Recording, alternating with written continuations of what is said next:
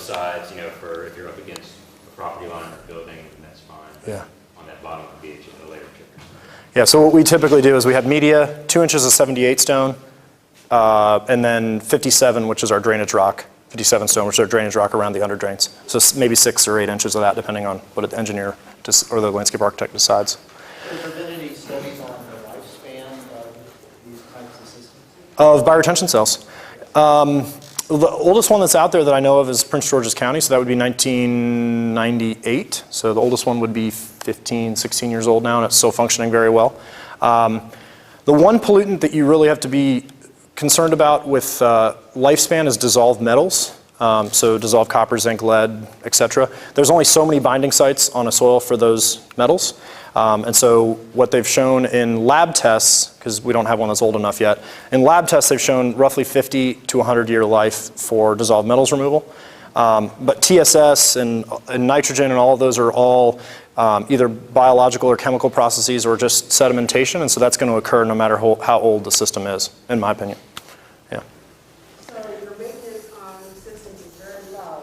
You did have to go in there and revamp that system. You have to undercut it and everything out.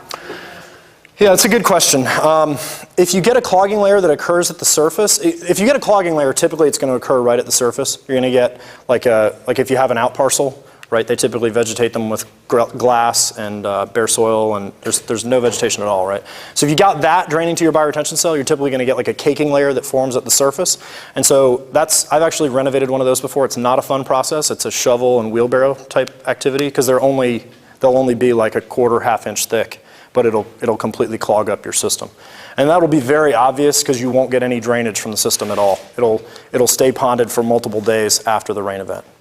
And then when you go out there with like a shovel or a soil auger and you dig in, you'll get that nice sucking sound once you break that clogging layer. Yep. All right, so over mulching, this happens all the time. Be aware and talk with the folks who are doing your maintenance because they will want to mulch as much as they can, right? They can charge you more if they put more mulch in there. And so that happens a lot. We see that a lot. Okay, I'm going to go quickly through some data now. So this is just to prove to you all that these things actually do work. This is again that Hal Marshall cell down in downtown Charlotte in Mecklenburg County. Here's the inflow hydrograph right here, and it actually goes off the page. And then the outflow is here shown in yellow. So you can see we've got a substantial peak flow mitigation. And also, if you take the area under this curve, substantially less volume of water leaving through our under drains than we had coming in off of the parking lot. That's repeated over and over again. I'm going to show you this data. These data here are from New Zealand. This is Elizabeth Fassman's work there at University of Auckland. You can see this is the inflow hydrograph off of the parking lot, and the outflow hydrograph you can see is in orange here. So we're mitigating this first part of the event, right? These first two peaks are, well, this first peak at least is completely sucked up by the media and the bowl storage.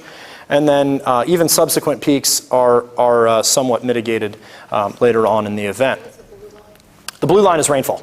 Sorry, this is cumulative rainfall over the event.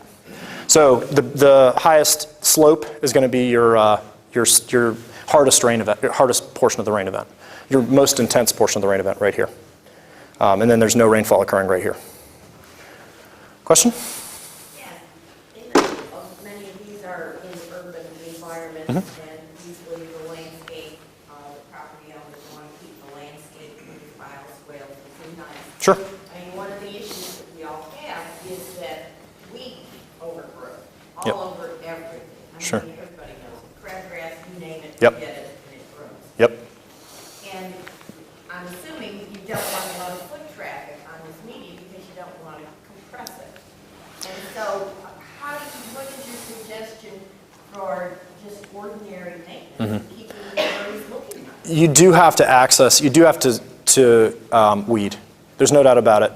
You're going to have to access it by foot.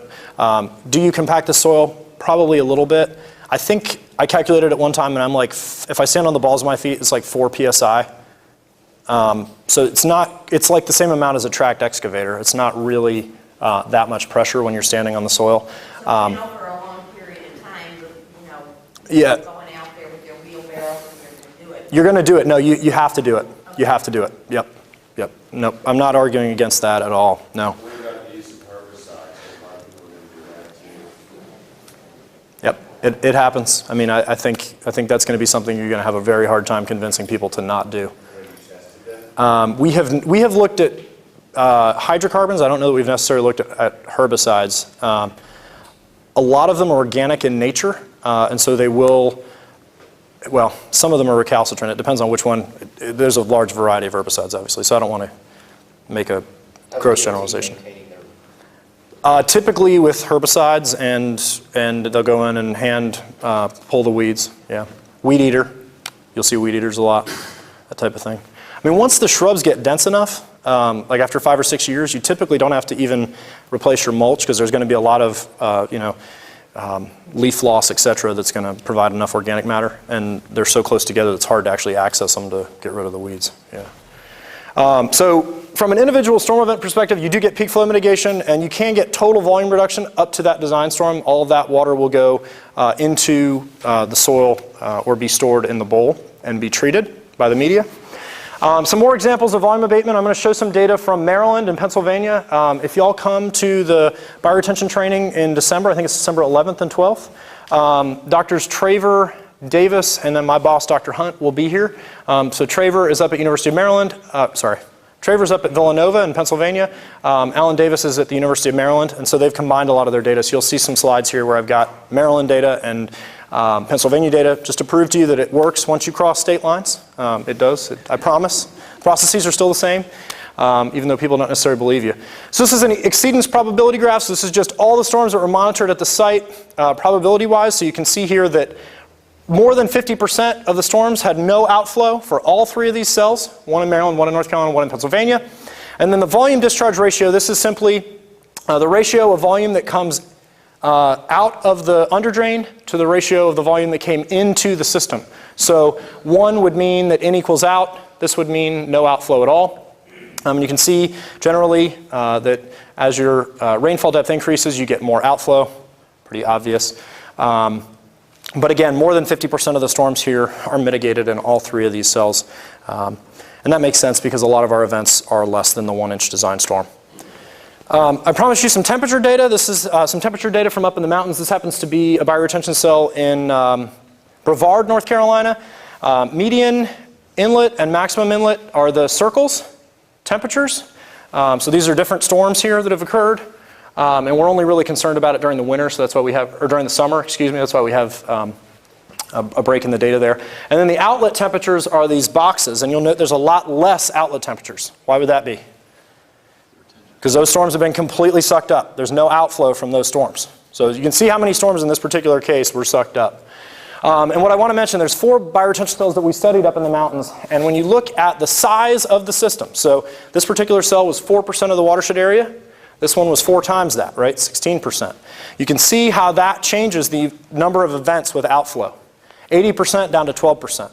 So the larger your system gets, obviously, the more storage you have, the more capacity for water, and the less outflow you're going to get. Makes total sense. So on a long-term perspective, we're often getting more than 50% volume reduction from these systems, even with only just a 1-inch design storm. This depends, obviously, on underlying soil, the media you use, and the relative surface area, as I just mentioned. Okay, another way of looking at this is relating it to landscape conditions. So going back to our favorite method, the curve number method, right? All of us engineers love to estimate, and so curve number is our fudge factor that we use, right?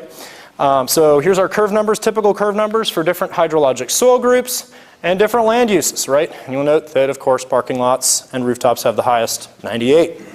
So what we might want to do then is take our typical parking lot and get closer to, let's say, open space or a wooded condition.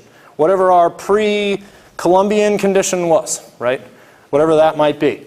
And so if you look at the 3 bioretention cells, one in Maryland, one in Pennsylvania, and one in North Carolina, this one happens to be North Carolina, and you regress all of the rainfall versus outflow volume, you can get at a curve number, right?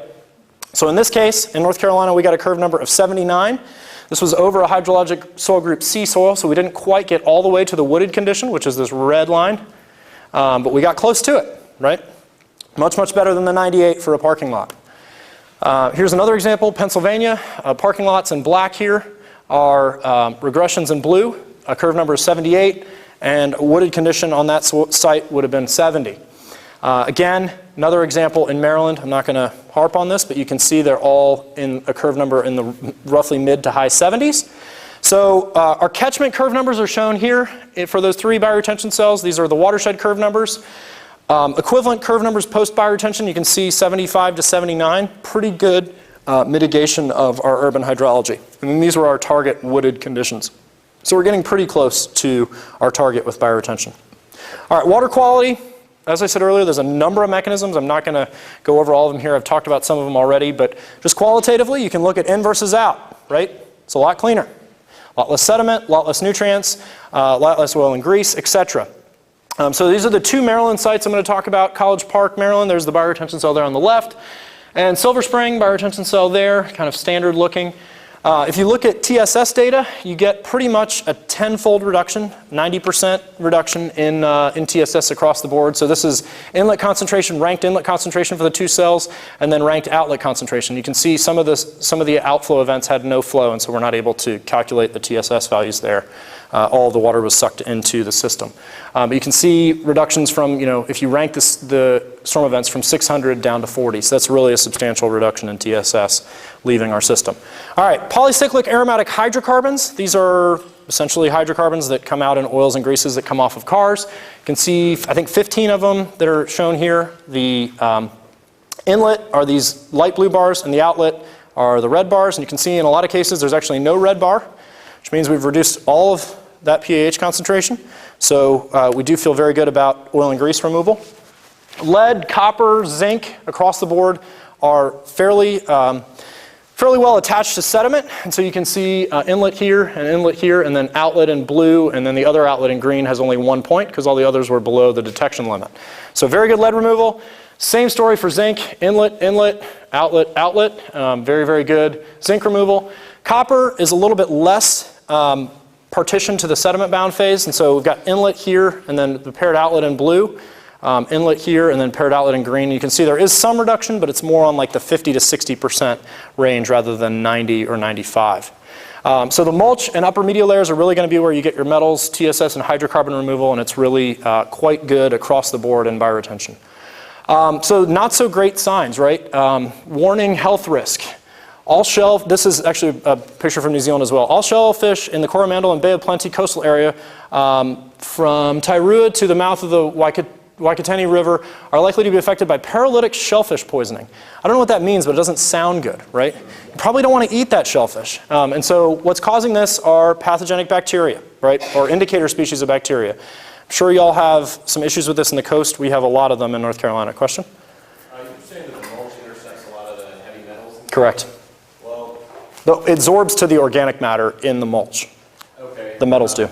Do people frequently change out the mulch because it gets black or filled with this? No. What will happen is typically the mulch will break down just like it would in your typical planted bed at home. It'll oxidize as the microbes use the organic matter for their respiration and their fuel to grow. And so you'll actually have to bring in new mulch oftentimes. Because your mulch layer will start to get thinner and thinner as it oxidizes. Does that make sense? Those metals go down into your people. They're typically partitioned to the organic matter that forms in the soil as the mulch breaks down, and so they typically will not leach. No, unless you get an anaerobic layer that forms, which won't happen at the surface because there's oxygen there. Question? Yeah, there is plant uptake. It's a very small portion. Most of the metals are, as I said, absorbed to either organic matter or clay particles, and so it's going to be less than 10%, I would say. Yeah. Okay, so bacteria, again going back to Charlotte, looking at indicator bacteria concentrations. Fecal coliform, this is again a log scale here. So 10, 100, each one of these is a 10-fold increase. You can see in versus out in general, our in is much, much higher than our outlet. Here we've got a 10-fold decrease. So if you look at fecal coliform and E. coli, the EPA freshwater limits are 200 numbers, fecal coliform per 100 milliliters, and then E. coli is 126, which is sort of a strange number, but somebody picked that really specific number out of the air. And you can see our inlet concentrations are both well over those limits. So we would not be meeting discharge requirements, for instance, for a beach, and so you would have to do beach closures typically, and that obviously is a big impact on tourism, which is a big portion of our economy down at the coast, and I'm sure here in Georgia as well. And then the outlet does barely meet, or does barely miss this fecal coliform limit, but it meets the E. coli limit, and you can see the 90% reduction. That's what we typically see for a bioretention cell that has at least 2 feet of media depth. Where you have a shallower media depth, this is a bioretention cell that we put in Wilmington. You can see it's a small, just retrofit type application. We had a shallow and a deep cell here. The shallow cell had 1 foot of media, and we ranked the concentrations. The 1 foot media is the triangle. You can see the triangle is oftentimes larger than the inlet. So we have actually more bacteria being produced in this bioretention cell than we have being taken out. So we think that the minimum media depth that you need to get good bacteria removal is 2 foot, which these squares are the 2 foot media depth, and they're shifted to the left on the x-axis so you have less E. coli in the water. So 2 foot media depth we think is a good minimum for bacterial, indicator bacteria removal. What's the explanation for the bacteria going up? Just regrowth in the soil, right? They're living organisms, and so they can multiply in your soil if your soil doesn't dry out. And so there are some cases where we did have reduction in bacteria, but other cases where you have a short antecedent dry period or a short time between storm events, let's say a day, that soil is still going to be moist, and they can reproduce very quickly, obviously, in the soil. So this is the one thing you got to deal with that's a living, not breathing, but living organism. Phosphorus, I talked about phosphorus earlier. This is a regression that Alan Davis up in Maryland did. You can see media depth here. So this is 1 foot, is 30 centimeters. Sorry, this is in English or SI units. 2 feet, 3 feet, 4 feet. Generally, as you get a deeper media depth, you get greater phosphorus removal. Makes sense.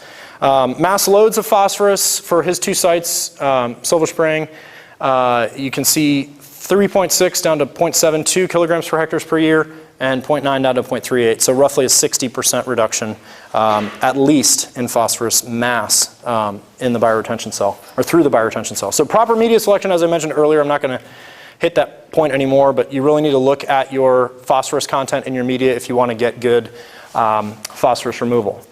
Looking quickly at nitrogen, TN removal here for this Chapel Hill cell, we had pretty good removal. This is the mass coming in and the mass leaving. You can see roughly a 30 or 40% difference there in TN. Graham High School, I showed you all this picture earlier. This had a specialized media in it. It was a Stay-Lite product, which is 90% expanded slate. They use this product for green roof media a lot, so I see some of y'all shaking your heads, so you've heard of it before. So we actually tried this in a bioretention cell, and we've used it since. Our DOT really likes it because it's structural. So if somebody drives off the road into a bioretention cell, their car doesn't sink. I mean, they've got the 30-foot clear recovery zone, and so you've got to have everything within that 30 feet has to be structural so they can put their bioretention cell in along the side of the road as long as they have this expanded slate. Then we had topsoil is 10% of the media, so this is what it looks like. Looks very similar to what you'd plant a green roof in. That's what we use underneath the grass. And you can see the TN concentrations are here coming in yellow, or whatever this color is, and then coming out is of the 2 cells is in red and in blue. And you'll see in general that you have much, much higher concentrations coming in than you do coming out. Pretty simple to understand. Good mass reductions, this is the Maryland data again, good mass reductions for TN, nitrate, and TKN. So as long as you have the proper amount of organic matter, if you keep that organic matter low, you will get good nitrogen reduction. If you put a whole bunch of compost in this, I can guarantee you, you will get very, very poor / no nitrogen reduction. You'll actually get worse nitrogen concentrations coming out than you have coming in. That's why we have that 3 to 5% organic matter. Very, very small, is to really get at our nitrogen removal. All right, quickly, undersized bioretention cells. The city of Atlanta is built out, right? There's not a lot of places where you're going to be able to put a full-size bioretention cell. It's going to be hard to fit one into that existing large parking lot that we got outside the building right here. So we did a study in Knightdale, North Carolina, which is an eastern suburb of Raleigh. You can see this is I-540, northbound and southbound, bridge decks. And our DOT actually hung pipes from those bridge decks. You can see them right here. And they took the scupper drains and drained those into a 12-inch PVC pipe and then drained them down to the 2 bioretention cells. There's a full-size system right here designed for the 1-inch storm event, and then a half-size system right here, smaller cousin, designed for the half-inch storm event. So So we're trying to prove is how well undersized systems work, because oftentimes you're just not going to have the room to put in a full-size system on a Kmart that was built in 1972, right? Where there was no stormwater management at all. We have a couple of watersheds that happen to be water supply watersheds in North Carolina that have requirements for existing impervious to be retrofitted with stormwater practices. Those happen to be both very similar to Lake Lanier that y'all have here as your water supply reservoir. They have requirements, and there's litigation going back and forth now, of course, about that, but there's been requirements passed for those watersheds. So we're comparing an undersized system. You can see them a little better here. This is the big cell, small cell right here. One cell was twice the size of the other, so this was designed for the 1-inch event. This one designed for the half-inch event. Contributing drainage area was all highway, and it was 1.3 acres. This is our monitoring design. We had inflow measurements, outflow measurements, and we took water quality samples. You can see the hydrology here. What do they do to the soil underneath the bridge deck when they build it? They compact the pulp out of it, right? They're in there with very, very heavy equipment, with sheep's foots, etc. They're compacting that soil very heavily. So we had very, very small volumetric reductions, 20% and 30%. Those are less than the cells that I showed y'all earlier. And the reason for that is that the soil compaction underlying these systems, we had very, very low exfiltration rates from these cells. Nutrient concentrations, TKN, nitrate, total nitrogen, ammonium, or total ammoniacal nitrogen, total phosphorus. You can see the inlet concentration is higher in every case except for total phosphorus. What you'll also note is the undersized cell produces a higher effluent concentration in every case than the standard size cell. It makes sense, right? Because we're forcing more water through the same amount of media. So we're going to get less pollutant removal. We have less filtration that's occurring. TSS, same situation, 50 milligrams per liter coming in off the